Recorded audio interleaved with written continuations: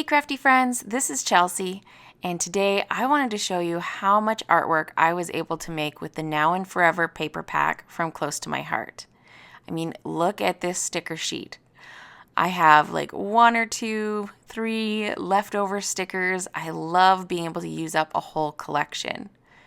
Now, I have the artwork I've finished already here to show you. I also used this Now and Forever Stampin' Thin Cuts. I actually got pretty good use out of it. What got me was this heart doily. I absolutely love it. This set is still available as of right now when I'm filming, so I will link that down in the description. Sadly, the paper is sold out, but the Stampin' Thin Cuts are available. Now for the cards, I brought in a couple more things. This is the For You Thin Cuts. I love how the U is connected so it can cut all as one piece. And then the Cherish Card Making Stamp and Thin Cuts and Stencil. I think this is probably my favorite set from all of 2022 just because of that layered stencil and the beautiful arrangement of flowers. I did design these cards from the scraps of cutting out the pieces for the scrapbook pages. So the workshop for the pages was designed by my friend Janice. She did a beautiful job. So I cut all those pieces first, and then I took the remaining pieces and cut out enough pieces for these 10 cards and made 2 of each design. And then I created them with my VIPs. So I meet with my VIPs twice a month on Zoom. And first time we make cards, and the second time we make layouts. And especially for the cards, I always like to throw in some techniques and just switch things up a little bit, teach them some different things, and we always have a great time hanging out. If you guys are in Canada and you would like to join my VIP club, I will have the details down in the description box for you. Now these are probably my favorite cards. There's no pattern paper on here, just a little bit of cardstock for those doily hearts, and the rest is all with that flower stamp set. And then I colored them in using the layered stencils, some blending brushes, and some ink.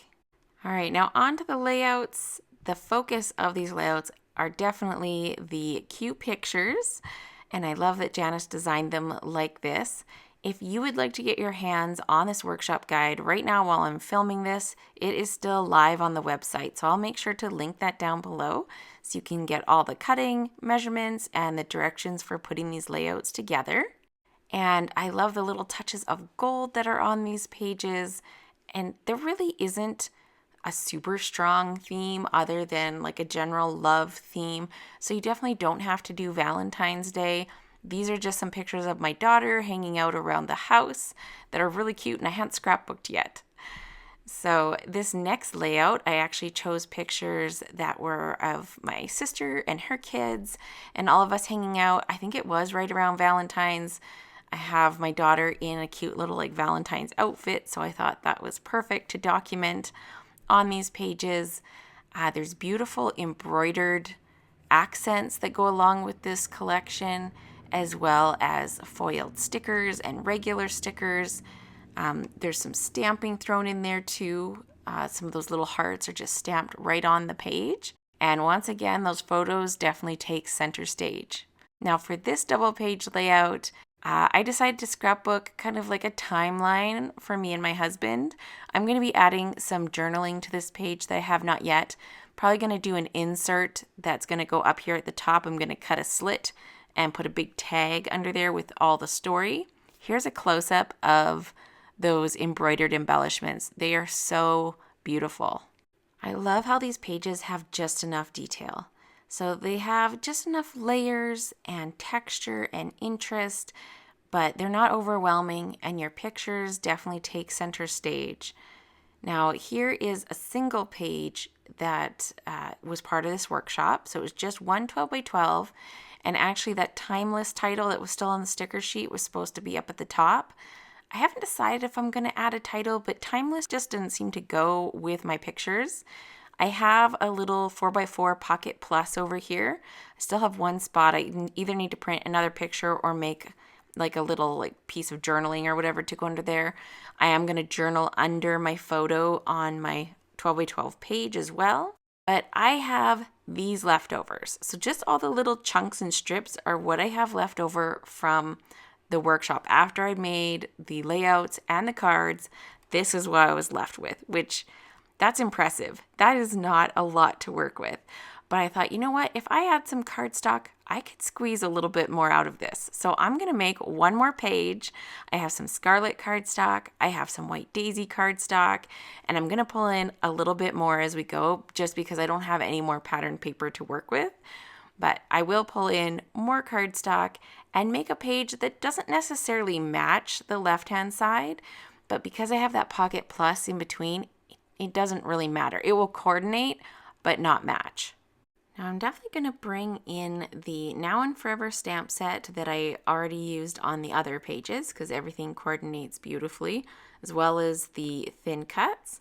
And then I wanted to use this Love Mail set. This is a newer set, and I love this mailbox and the little letters and everything coming out of it. So I will show you this one in a minute.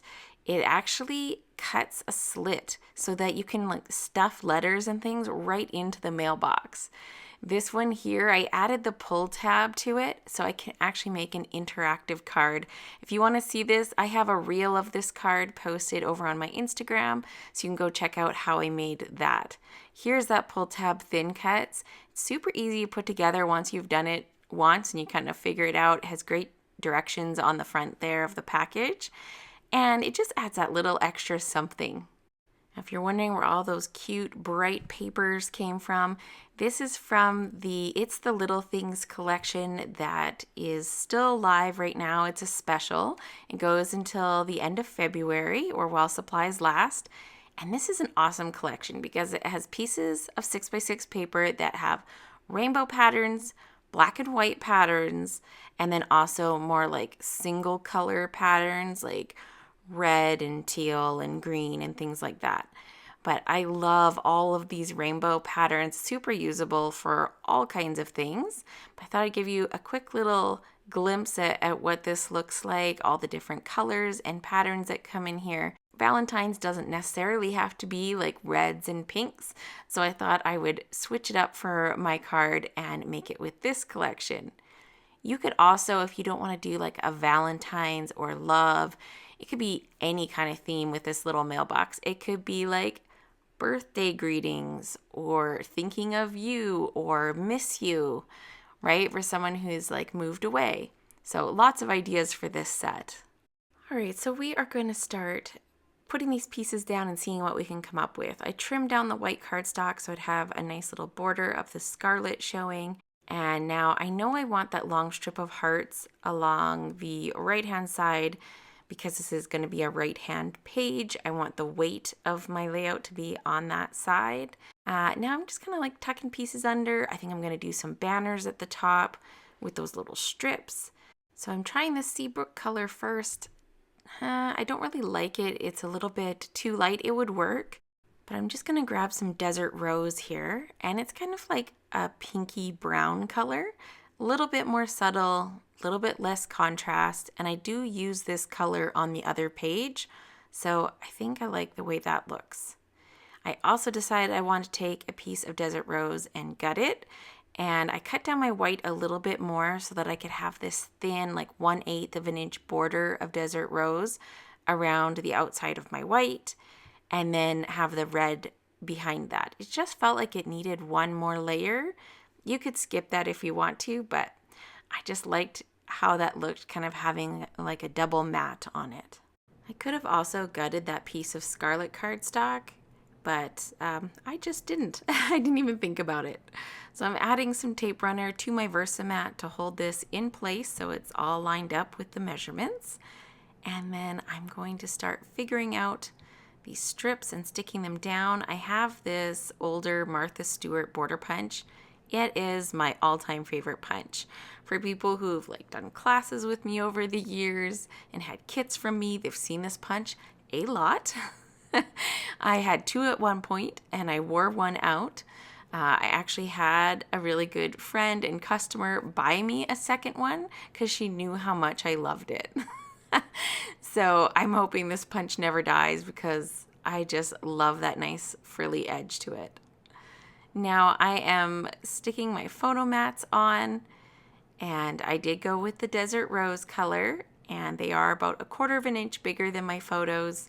I usually like to mat my photos Once in a while I won't, but typically I'm a big fan of matting my photos. Now this lone little chunk of that kind of vintage newsprint pattern, you're going to see me move it around a few times. It actually doesn't end up getting used on that side. I end up using the back side. But here is that little mailbox. I stamped and cut it out on white daisy with intense black ink. And then I also cut that little heart doily. I love those heart doilies. That's one of the major reasons I bought that set, because I'm like, I had to have that heart. I cut that out in the Seabrook color as well. And now I'm trying to figure out where this is going to go. I feel like it's floating a little bit, like it could use some more like layers around it. I don't have a ton to work with. I'm pulling in some cardstock because I'm going to go ahead and stamp the little letters that are going in the mailbox, so I can kind of get an idea of how full this bottom section is going to be and if I need some more paper down there so it doesn't feel like it's floating so much. So I'm going to move this out of my way. I've made the mistake one too many times of stamping on top of my page that I'm building and getting ink everywhere. So I had to move that out of the way. Now I have this Seabrook color of cardstock. You can see there's two different designs for the little envelope, the front and the back. And I'm just going to stamp it twice. I won't end up using all of these, but I thought, hey, in case I wanted to layer them somewhere else on the page, it never hurts to have some extra pieces. I'm also stamping on the Ballerina cardstock. I pulled that from my stash. And then I also grabbed a piece of the Scarlet cardstock. These are all colors that are on the page. The left-hand page has some Ballerina on it, so I'm trying to work in a little bit more pink on this. And all these colors go together really nice, and you'll see as I'm just working my envelopes around here, kind of figuring out how I want them, it's nice to bring in all those colors together. So you can see from my overall page design, I'm kind of keeping everything clustered together. I have sort of a reverse L going on. I have that strong piece of paper down the side and then everything extending across the page, all clustered together. Now at this point, I was kind of trying to figure out where everything was going, and I noticed there's a lot of florals on the other page. Now I have no stickers left, no floral pattern paper left. So what I thought is, what if I bring in a piece of Ballerina cardstock on the light side, so it's a very pale pink, and what if I do some stamping on it? So there's a nice flower on this set, like a little rose, and there's also a leaf. So there's like a base layer and then a detail layer for both of those, both the flower and the leaves. So I'm going to put those up on blocks, and I'm going to create my own pattern paper. So I'm starting off with Ballerina, which is the lightest pink for my base layer. And I like to do one just as a test first and see how it's going to look. Now, as soon as I stamp this, I can see that light area in the middle of my stamp, and I'm like, ooh, this is not going to stamp really well. So I pulled it towards myself, pushed it to make sure it got a good transfer, and then I flipped over to the like squishy side of the Versamat, which is perfect for stamping. And then you can see I added the detail layer with the mulberry ink. Now, if you're an experienced stamper, you may notice a mistake that I'm making right now, stamping off the edge onto that kind of foamy surface. I should have had a piece of scrap paper under there to catch the ink, because otherwise it just transfers all over the place. So I will catch that eventually, but it takes me a while. Now I'm stamping all of the detail layers, and basically I kind of just like to stagger my stamps. I'm not worrying about that center area. I do end up putting some stamps there, but it's not going to be seen anyways. What's really going to be seen are the edges. So I will go and check the edges after I've done some stamping, just to make sure that I'm not leaving any big holes that need to be filled in. So you always start with your largest images first when you're making your own pattern. And often I like to work in triangles. So putting all the pink ones in triangles, leaving gaps in between to fill in with the other flowers. This second set of flowers, the base is stamped in Desert Rose, and then Scarlet is the detail layer. So there is a way to line up this rose. Kind of the bottom of the rose is a very telltale spot of where to line this up, but you don't have to line them up perfectly. They look a little bit painterly, so it's okay if they're not 100% perfectly lined up. Now I'm going and filling in with all of the leaves, and a few of these I was kind of stamping out in front of myself so that you guys could see it, so they aren't as close to the flowers as I would like. So I am going back and double stamping some of them, and you can see this is the point at where I realized that my ink was transferring all over the place from the mat.